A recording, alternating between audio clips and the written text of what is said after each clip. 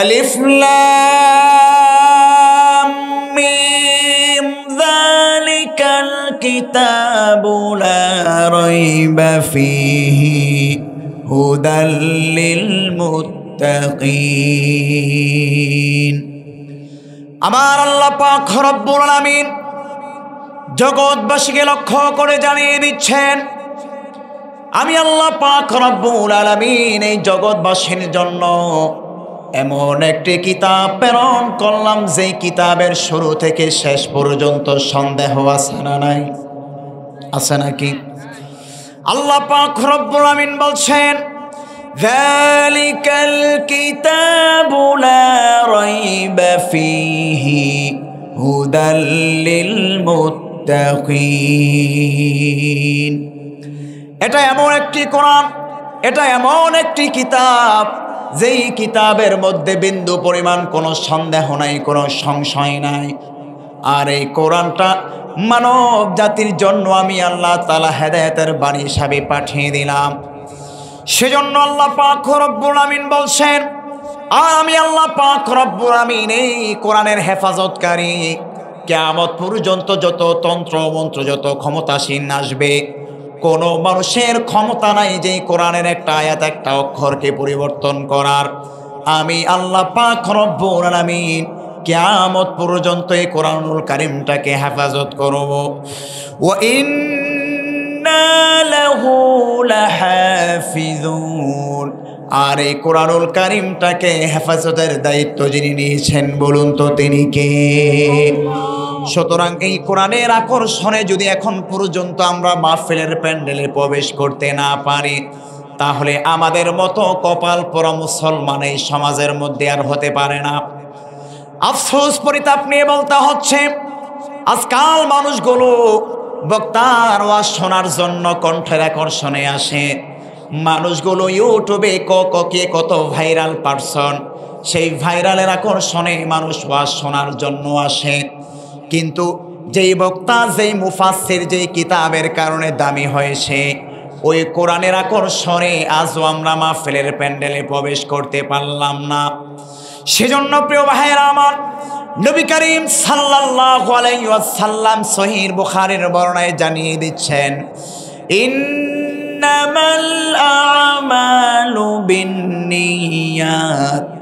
ও মুমিন বান্দারা, যেই কোনো কাজই তোমরা করো না কেন, এই কাজটা একজনের সন্তুষ্টের জন্য করবে, বলুন তো তিনি কে?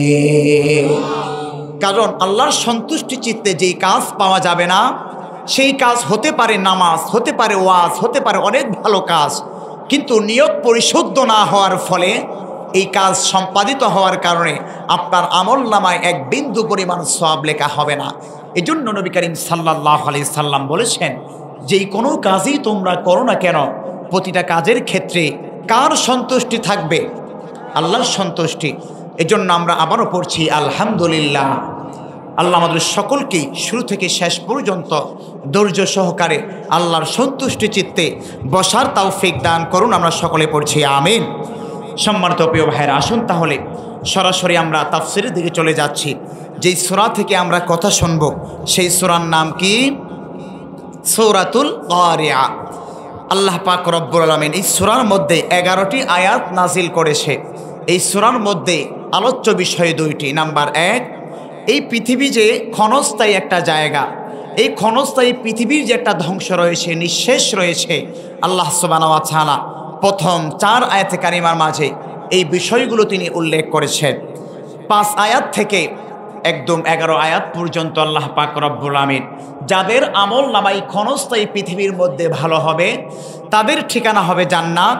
আর যাদের আমল নামা এই ক্ষণস্থায়ী পৃথিবী থাকার পরে তাদের আমল নামা পাপাচারের মাধ্যমে ধূলিসাৎ হয়ে যাবে, তাদের ঠিকানা হবে জাহান্নাম। এভাবে আল্লাহ তাআলা এই সূরার মধ্যে 2টা বিষয় নিয়ে তিনি আলোচনা করেছেন। আসুন সম্মানিত প্রিয় ভাইয়েরা, আমরা কিয়ামত যে হবে এই বিষয়টা যে সত্য, সেই সত্যটা আল্লাহ তাআলা সূরাতুল কারিয়ার মধ্যে কিভাবে তুলে ধরেছেন, আমরা সরাসরি তাফসীরের দিকে চলে যাচ্ছি। কারিয়া শব্দের অর্থ হচ্ছে বিকট আওয়াজ, প্রচণ্ড আওয়াজ। বিকট আওয়াজ বলতে আমরা গাড়ির চাক্কা ফুটলে মাঝে মাঝে মনে করি এর চাইতে বিকট আওয়াজ হয়তো আর কোনো আওয়াজ নেই, কিংবা বৃষ্টি বর্ষণের সময় আসমান থেকে যে মেঘমালা বর্ষিত হয়, সেই মেঘমালার সময় বৃষ্টি আসে কি আসে না? সেই বৃষ্টির সময় প্রচণ্ড আওয়াজ হয় কি হয় না? অনেক সময় এই ঠাডা, আপনাদের দেশে কি বলে? আমাদের কুমিল্লায় ঠাডা বলে, আপনাদের দেশে কি বলে? কি বলে? বিদ্যুৎ চমকায়, এটাও শুদ্ধ ভাষা। তো আমাদের কুমিল্লার ভাষায় বলা হয় ঠাডা, আর শুদ্ধ ভাষায় বলা হয় বিদ্যুৎ চমকালে। তো এই বিদ্যুৎ চমকানোর ফলে অনেক মানুষ এই বিকট আওয়াজের ফলে কি করে? মৃত্যুবরণ করে। সম্মানিত প্রিয় ভাইরা, কিন্তু কিয়ামতের সময় যখন ইসরাফিল আলাইহিস সালাতু ওয়াস সালাম সিংগায় ফু দিবেন, এই আওয়াজটা কি ঠাডার মতো না, এর চাইতে আরো ভয়ঙ্কর হবে? এর চাইতে আরো ভয়ঙ্কর হবে। আল্লাহ পাক রব্বুল আমিন জগৎবাসীকে লক্ষ্য করে জানিয়ে দিচ্ছেন, আল কারিআতু মাল কারিআতু ওয়া মা আদরাকা মাল কারিআ। আমার আল্লাহ পাক রব্বুল আমিন এই কিয়ামত সম্পর্কে সূরাতুল কারিআর মধ্যে অত্যন্ত চমৎকারভাবে তিনি বিবরণ তুলে ধরলেন। সমাজের মধ্যে কিছু মানুষ আছে মনে করে এই পৃথিবীর মধ্যে এসেছি খাও দাও ফুর্তি করো আর নারী নিয়ে ঘোরাফেরা করো, এটাই বুঝি দুনিয়া। কিন্তু আল্লাহ পাক রব্বুল আমিন জগৎবাসীকে লক্ষ্য করে জানিয়ে দিলেন, ও দুনিয়ার মানুষেরা, এই পৃথিবী আসল দুনিয়া নয়। এই পৃথিবীর পরে একটা চিরস্থায়ী জগৎ রয়েছে, আর এই জগতের নাম হলো হাসরের ময়দান, পরকালের জায়গা। আল্লাহ পাক রব্বুল আমিন সেজন্যই কিয়ামতের ভয়াবহতা সূরাতুল কারিআর মধ্যে তুলে ধরেছেন, যাতে করে সমাজের মানুষগুলো এই কিয়ামতের বিভীষিকা মুহূর্তগুলো স্মরণ করে করে তাদের আমলগুলো তারা পরিশুদ্ধ করতে পারে। সেজন্যই আল্লাহ পাক রব্বুল আমিন সূরাতুল কারিআর মধ্যে কিয়ামতের ভয়াবহতা তুলে ধরলেন। এক নম্বরে আল্লাহ পাক রব্বুল আমিন বলছেন, আল কারিআ, বিকট আওয়াজ, প্রলয়ঙ্কারী আওয়াজ, প্রচণ্ড আওয়াজ। এরপরে আল্লাহ পাক রব্বুল আমিন 2 নম্বর আয়াতে বলছেন, মাল কারিআ, এই বিকট আওয়াজটা কি? ওয়া মা আদরাকা মাল কারিআ। আমার আল্লাহ পাক রব্বুল আমিন বিশ্বনবী সাল্লাল্লাহু আলাইহি ওয়াসাল্লামকে জানিয়ে দিলেন, ইয়া রাসূলুল্লাহ ওয়া ইয়া হাবিবাল্লাহ, এই যে কিয়ামত সংঘটিত হওয়ার সময় বিকট আওয়াজ হবে, এই বিকট আওয়াজ সম্পর্কে আপনি কোনো ধারণা রাখেন নাকি? নবী করিম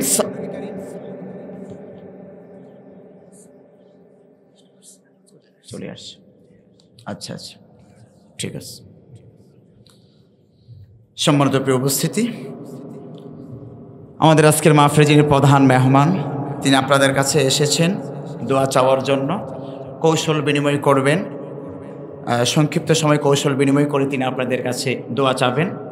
ভাই এসেছেন তো ভাই তো কথা বলুন আপনাদের মাঝে। প্রথম 3 আয়াতে কারিমার মাঝে কিয়ামতের বিকট আওয়াজটা যে কত ভয়ঙ্কর হবে, এই বিষয়টা তিনি প্রথম 3 আয়াতের মাঝে তুলে ধরেছেন। এবং নবী করিম সাল্লাল্লাহু আলাইহি সাল্লামকে স্বয়ং আল্লাহ তাআলা প্রশ্ন করেছেন, ওয়ামা আদরাকা মাল কারিআ, নবী হে, এই বিকট আওয়াজ, এই প্রলয়ঙ্কারী আওয়াজ সম্পর্কে কি আপনি কিছু জানেন?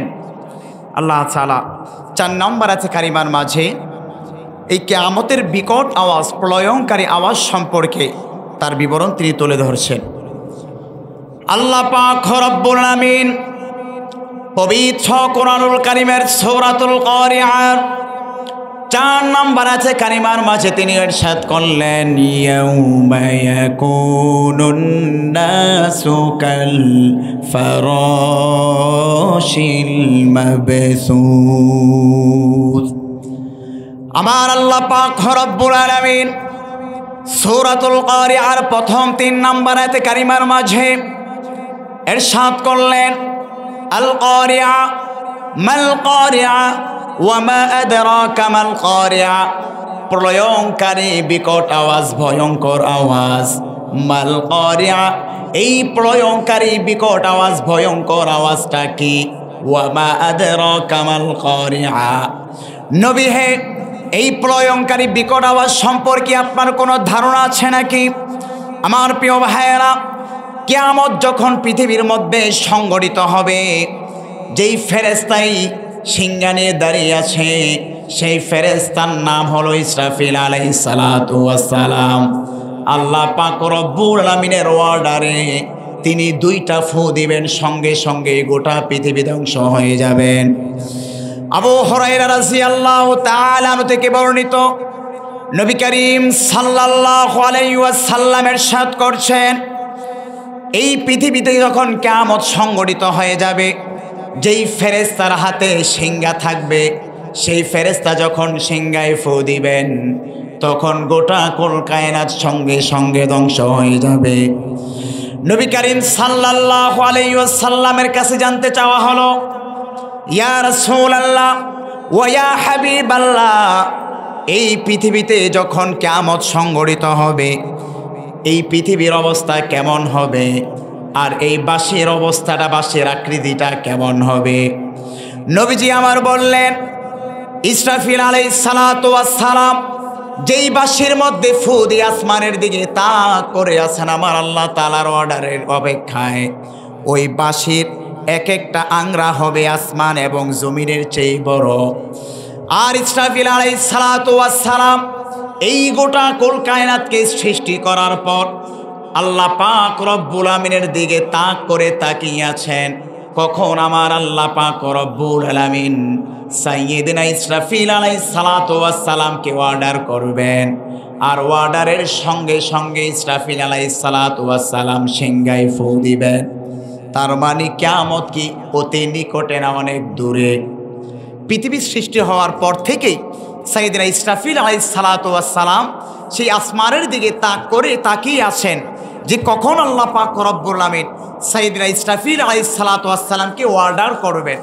এভাবে বাঁশি তাক করে আসমানের দিকে ইসরাফিল আলাইহিস সালাতু ওয়াস সালাম তাক করে আসেন, কার অর্ডারের অপেক্ষায়?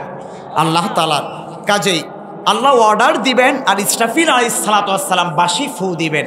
অর্ডারের অপেক্ষায় বাঁশির মুখ কোন দিকে করে রেখেছেন? আল্লাহ তাআলার দিকে। কাজেই কিয়ামত কি খুব বেশি দূরে না নিকটে? খুব নিকটে। সম্মানিত প্রিয় ভাইয়েরা, ইসরাফিল আলাইহিস সালাতু ওয়াস সালাম দুটা ফু দিবেন। তবে বিভিন্ন মুফাসসির কেরাম বলেছেন চারটা ফুয়ের কথাও এসেছে। তবে চারটা ফু হোক কিংবা দুটা ফু হোক, এই পৃথিবী যে একদিন ধ্বংস হবে এতে করে কোনো সন্দেহ আছে? আল্লাহ পাক রব্বুল আলামিন ইসরাফিল আলাইহিস সালাতু ওয়াস সালামকে যখন অর্ডার করবেন, হে আমার ফেরেশতা, তুমি তোমার বাঁশির মধ্যে ফু দাও। আর এই বাঁশির মধ্যে যখন ইসরাফিল আলাইহিস সালাতু ওয়াস সালাম ফু দিবেন তখন এই পৃথিবীর অবস্থা কেমন হবে? আমার আল্লাহ পাক রব্বুল আমিন সূরাতুল কারিয়ার 4 নম্বর আয়াতে তুলে ধরলেন, ইয়াউমা ইয়াকুনুন নাসু কাল ফারাশিল মাবসুত। আল্লাহ পাক রব্বুল আমিন বলছেন মানুষের অবস্থা হবে বিক্ষিপ্ত পতঙ্গের মতো। মানুষগুলো বিক্ষিপ্ত পতঙ্গের মতো হয়ে যাবে। এরপরে আল্লাহ পাক রব্বুল আমিন বলছেন ইসরাফিল আলাইহিস সালাতু ওয়াস সালাম যখন বাঁশির মধ্যে ফু দিবেন এই পৃথিবীর মধ্যে পাহাড়গুলোর অবস্থা কেমন হবে? আমরা জানি পৃথিবীতে যখন ভূমিকম্প ভূমিধস হয়, এই ভূমিধসগুলো ভূমিকম্পকে নিয়ন্ত্রণ করার জন্য পাহাড় আল্লাহ তাআলা নিযুক্ত করেছেন। পাহাড়গুলোকে আল্লাহ পেরেক হিসাবে নিযুক্ত করেছেন। কিন্তু পৃথিবীর মধ্যে অনেক রড সিমেন্টের অ্যাডভার্টাইজ দিয়ে দেখবেন যে এই রড যদি কেউ বিল্ডিং তৈরি করে তাহলে ভূমিকম্প নিয়ন্ত্রিত হবে, আছে না নাই? কিন্তু এই রডের বিল্ডিং যে কোথায় যায় ভূমিকম্প হলে, ঠিক না বেঠিক? কত ভূমিকম্প হয়, কত অত্যাধুনিক প্রযুক্তি দিয়ে আমাদের দালান কোটা বাড়িগুলো তৈরি হয়, কিন্তু এই ভূমিকম্পের কাছে এই দালান কোটা অট্টালিকা, এই সুসজ্জিত অস্ত্র কোনো কিছুই কাজে আসে না। সম্মানিত প্রিয় ভাইয়েরা, তাহলে এই পৃথিবীকে আপন জায়গায় রাখার জন্য, যেন পৃথিবী নড়াচড়া করতে না পারে, খুঁটি হিসাবে, পেরেক হিসাবে যেটাকে নিযুক্ত করা হয়েছে সেটার নাম হচ্ছে পাহাড়। এই পাহাড়ের অবস্থা কি হবে? আল্লাহ তাআলা বলছেন, আল্লাহ পাক রব্বুল আমিন বলছেন ইসরাফিল আলাইহিস সালাতু ওয়াস সালাম যখন প্রথম সিংহায় ফু দিবেন তখন এই পাহাড়গুলোর অবস্থা কেমন হবে? ওয়াতাকুনুল জিবালু কালইহনিল মানফুশ, এই পাহাড়গুলো ধ্বনিত রঙিন পশমের মতো উড়তে থাকবে। আর এই জমিনের অবস্থা কেমন হবে? জমিনগুলো স্তূপে পরিণত হয়ে যাবে। সূরাতুল মুজাম্মিল 14 নম্বর আয়াতে আল্লাহ তাআলা তুলে ধরছেন, ইয়াউমা তারজুফুল আরদু ওয়াল জিবালু ওয়া কানাতিল জিবালু কাসীবাম মাহিলা। আল্লাহ পাক রব্বুল আমিন বলছেন, পাহাড় ও জমিন প্রকম্পিত হবে যখন সাইয়েদিনা ইসরাফিল আলাইহিস সালাতু ওয়াস সালাম আল্লাহ তাআলার অর্ডারে বাঁশির মধ্যে ফু দিবেন। তখন এই পাহাড়গুলো বালুর স্তূপের নয় একসাথে হয়ে যাবে। আর এই জমিনের অবস্থা কি হবে? আল্লাহ তাআলা 30 নম্বর পারা সূরাতুজ জিলজালের 1 নম্বর আয়াতে কারিমার মাধ্যমে তার বিবরণ তুলে ধরলেন।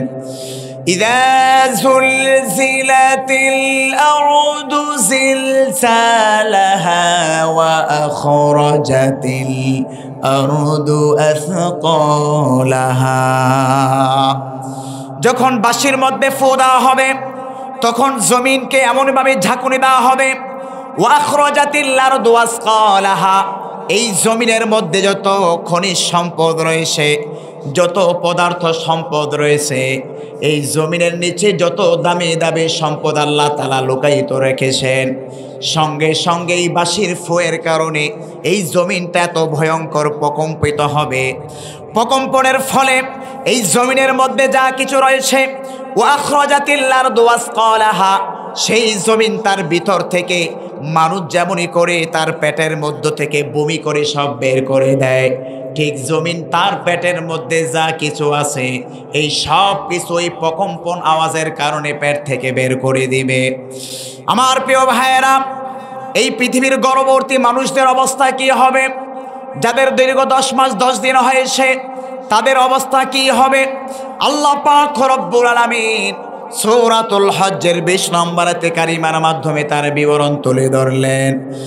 ইয়াউমা তারাউনাহা তাযহালু কুল্লু মুরদিআতিন আম্মা আরদাআত ওয়া তাদউ কুল্লু যাতি হামলিন হামলাহা وترى الناس سكارى وما هم بسكارى ولكن عذاب الله شديد।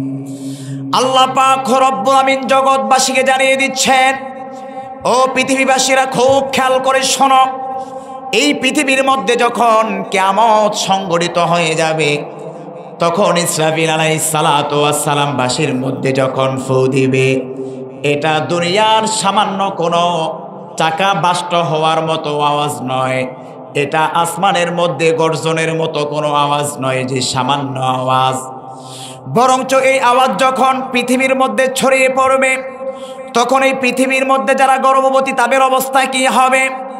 ইয়াউমা তারাউনাহা, তোমরা দেখবে, তাযহালু কুল্লু মুরদিআতিন আম্মা আরদাআত, প্রত্যেক গর্ভবতী তার শিশুকে সে ভুলে যাবে।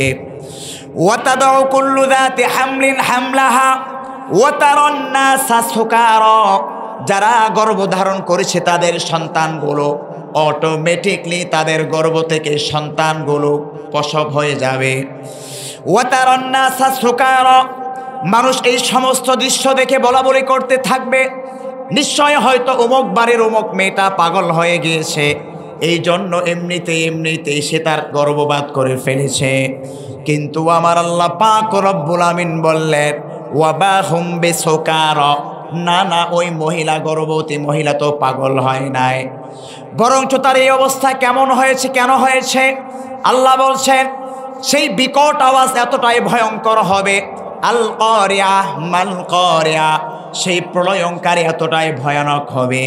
এই প্রকম্পনের কারণে 10 মাস 10 দিনের যেই গর্ভবতী মহিলা তার সন্তান গর্ভধারণ করেছিল, সেই সন্তানটাকে সেই ভয়ঙ্কর আওয়াজের কারণে প্রসব করে ফেলবে। আর আল্লাহ পাক রব্বুল আমিন বলছেন, ওয়ালাকিন্না আযাবাল্লাহি শাদীদ।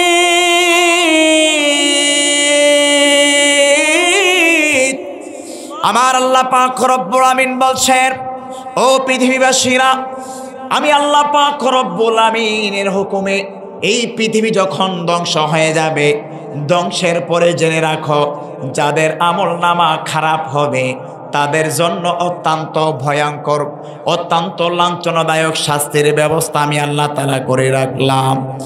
আমার প্রিয় ভাইয়েরা, তার মানে সাইয়েদিনা ইসরাফিল আলাইহিস সালাতু ওয়াস সালাম আমার আল্লাহ পাক রব্বুল আমিনের নির্দেশে যখন প্রথম সিংহায় ফু দিবেন, সিংহায় ফু দেওয়ার সঙ্গে সঙ্গে এই পৃথিবীর যত স্থাপনা রয়েছে, এই পৃথিবীর যত মানবকুল রয়েছে, এই পৃথিবীর মধ্যে যত সৃষ্টিজীব রয়েছে, সব কিছু প্রথম ফুয়ের মাধ্যমে ধ্বংস হয়ে যাবে।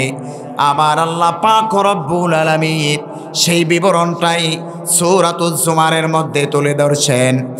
আল্লাহ পাক রব্বুল আমিন বলছেন, ওয়ানুফিখা ফিস সূরি ফাসাইকা মান ফিস সামাওয়াতি ওয়াল আরদি ইল্লা মান শাআল্লাহ।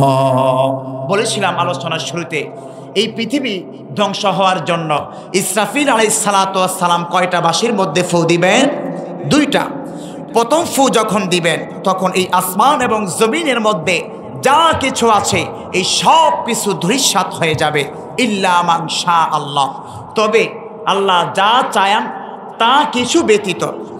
আমার প্রিয় ভাইয়েরা, সূরাতুজ জুমারের 68 নম্বর আয়াতে কারিমার মধ্যে আল্লাহ বলছেন, এই আসমান এবং জমিনের মধ্যে যা কিছু আছে এই সব কিছু ধ্বংস হয়ে যাবে, তবে কিছু জিনিস ব্যতীত। সেই কিছু জিনিস কি হতে পারে? মুফাসসির কেরাম এই বিষয়ে 2টা মতামত দিয়েছেন। আমরা জানি, যখন ইসরাফিল আলাইহিস সালাতু ওয়াস সালাম প্রথম বাঁশির মধ্যে ফু দিবেন সব ধ্বংস হয়ে যাবে, কিন্তু আল্লাহ বলছেন এই আয়াতের মধ্যে ইল্লা মান শাআল্লাহ, আল্লাহ যা কিছু চান তা কিছু ব্যতীত। সেই কিছু ব্যতীত কি হতে পারে? মুফাসসির কেরাম এই বিষয়ে 2টা মতামত তুলে ধরেছেন। ইসরাফিল আলাইহিস সালাতু ওয়াস সালাম যখন আল্লাহ পাক রব্বুল আমিনের নির্দেশে প্রথম বাঁশির মধ্যে ফু দিবেন, এই গোটা কুল কায়নাতের মধ্যে যত স্থাপনা, যত মানবকুল রয়েছে, এই সব কিছু ধূলিসাৎ হয়ে যাবে, ইল্লা মান শাআল্লাহ, তবে কিছু জিনিস ব্যতীত। মুফাসসির কেরাম এই কিছু জিনিস ব্যতীতর ব্যাখ্যায় 2টা ব্যক্ত করলেন।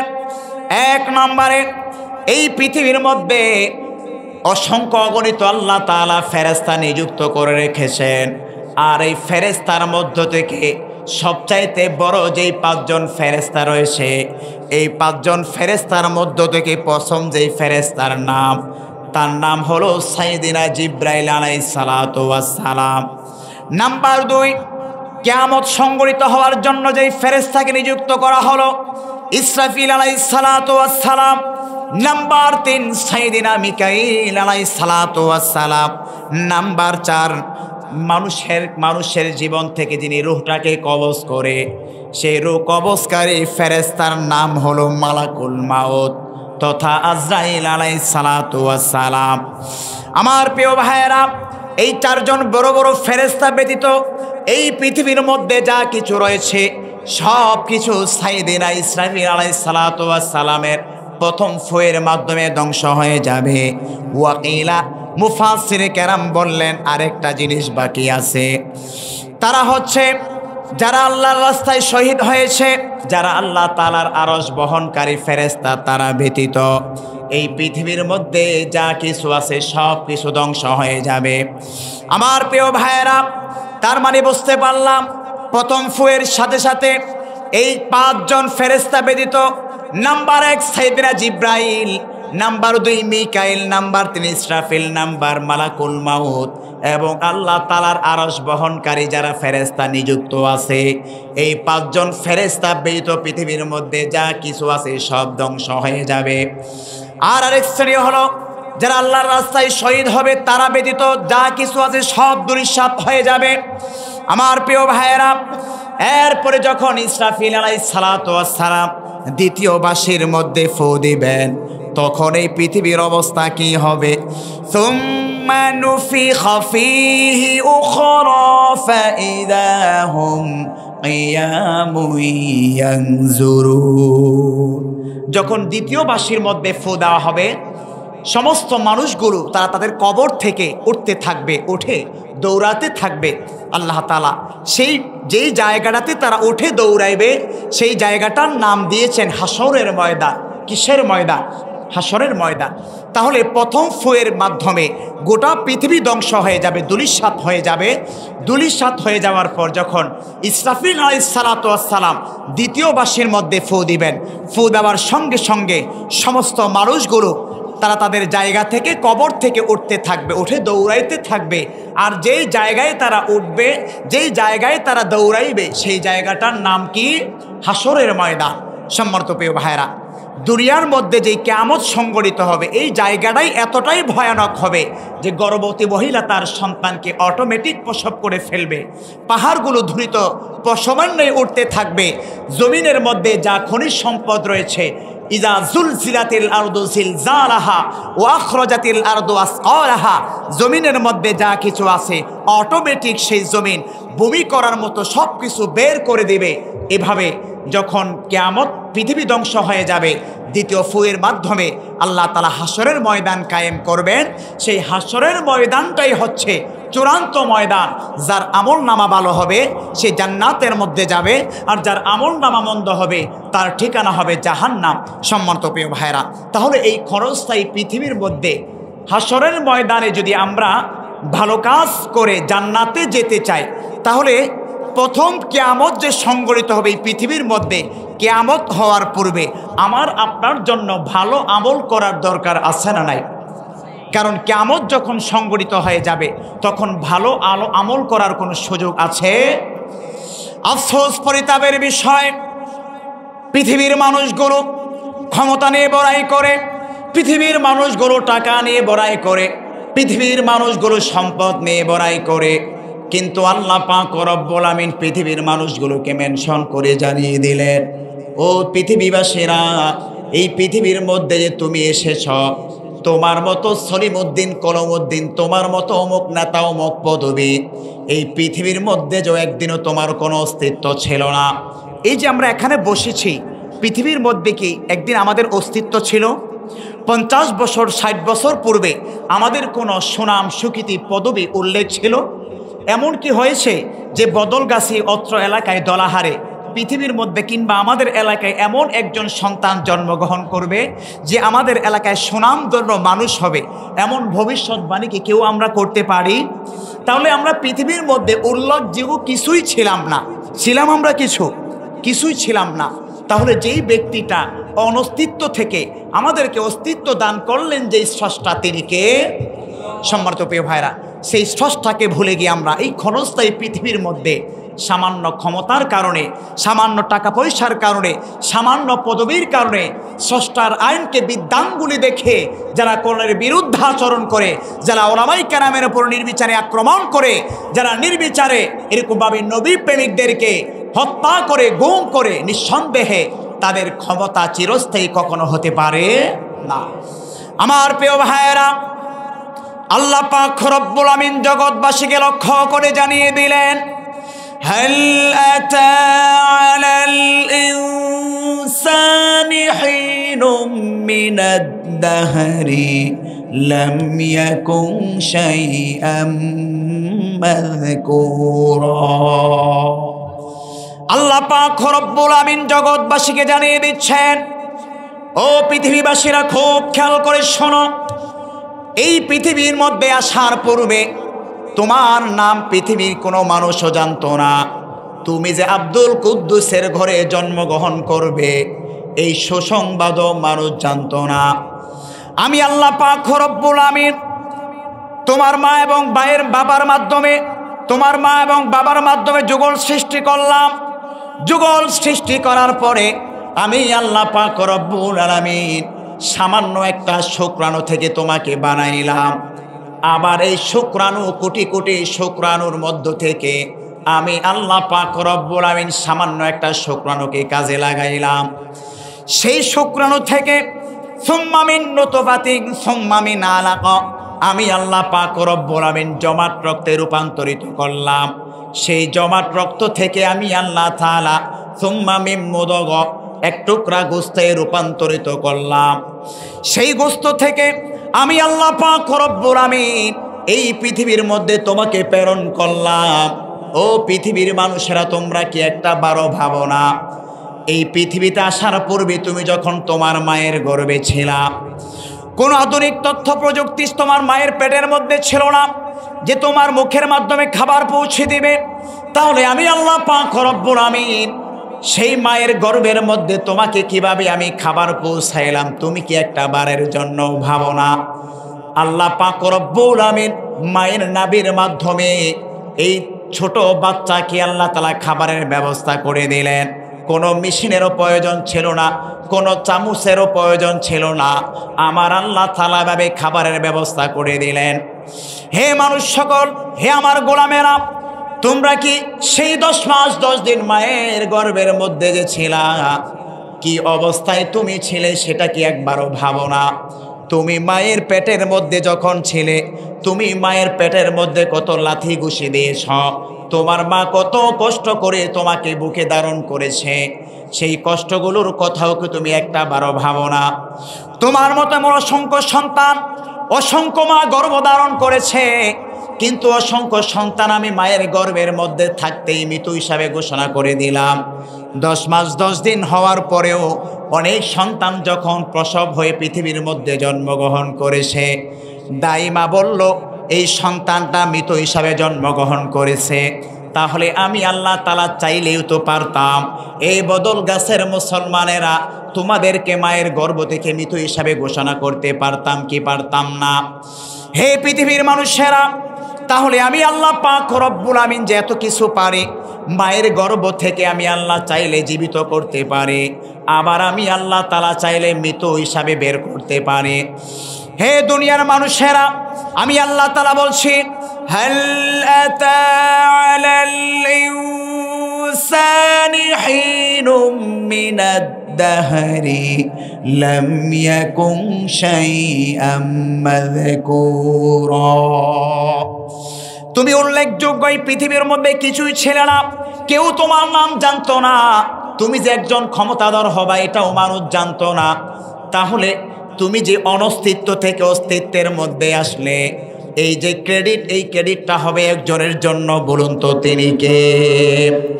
আমার প্রিয় ভাইয়েরা, যেই মানুষের কোনো অস্তিত্বই নাই, যেই মানুষের সুসংবাদ সম্পর্কে মানুষ ধারণাও রাখতো না, সেই মানুষটাকে আল্লাহ তাআলা অস্তিত্ব দিয়ে সম্মানিত করলেন।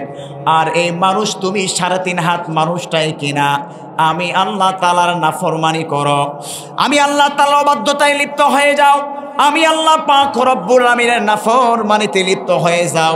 ও গোলাম, একটা বারের জন্য কি ভাবো না কেন আমি আল্লাহ পাক রব্বুল আমিন এই পৃথিবীর মধ্যে তোমাকে প্রেরণ করলাম?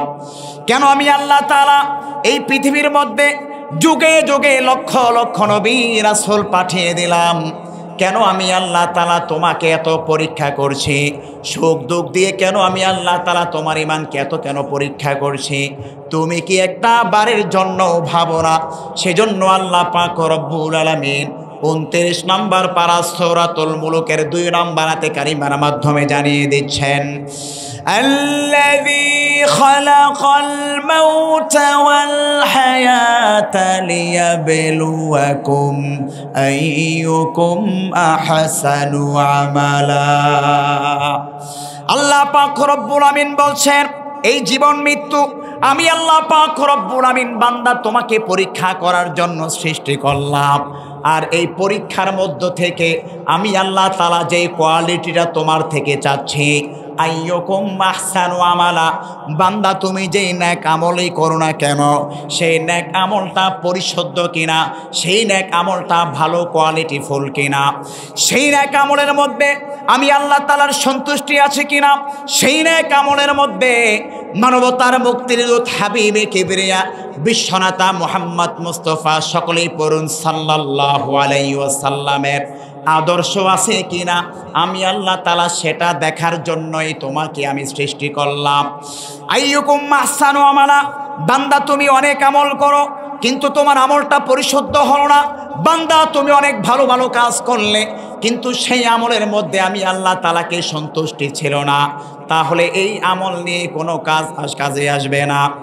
আমার প্রিয় ভাইয়েরা, তাহলে বুঝতে পারলাম কেন আমাকে আল্লাহ তাআলা পৃথিবীর মধ্যে পাঠালেন। একমাত্র পৃথিবীর মধ্যে মানুষ গোলামি করবে একজনের জন্য, চিৎকার করে বলতে হবে তিনি কে। আল্লাহ পাক রব্বুল আমিন বলছেন, এভাবে অনস্তিত্ব থেকে আমি আল্লাহ পাক রব্বুল আমিন তোমাকে অস্তিত্ব দান করলাম। সুতরাং এই ক্ষণস্থায়ী পৃথিবীর মধ্য থেকে আমরা একজনের দাসত্ব করব, চিৎকার করে বলতে হবে তিনি কে।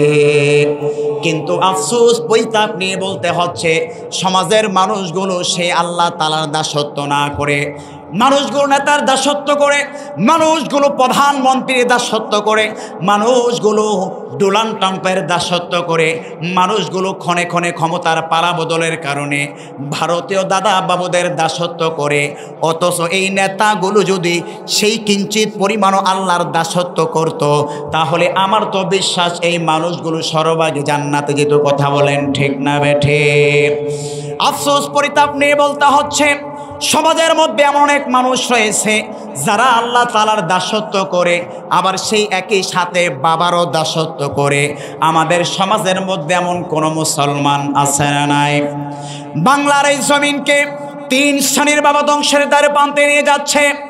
এক বাবা ধ্বংস করছে রাজনীতির ময়দানকে, আরেক বাবা নষ্ট করছে আমাদের সরল মনা মুসলমানদের ইমানকে, আরেক বাবা নষ্ট করছে আমার কলিজার টুকরা যুবক ভাইদেরকে।